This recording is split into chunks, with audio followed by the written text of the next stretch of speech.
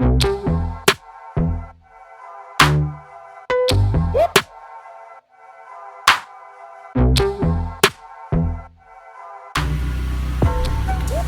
so I'm using the wand just to do this like porch and this little walkway here because it's painted.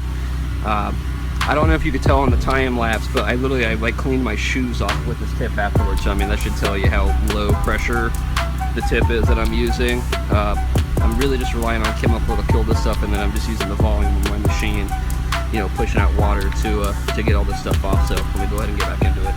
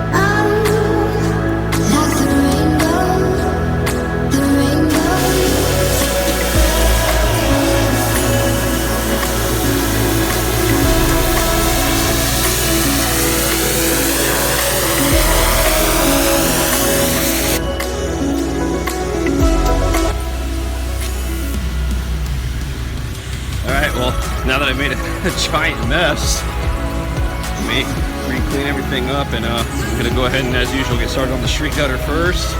Then we'll move our way down to the driveway.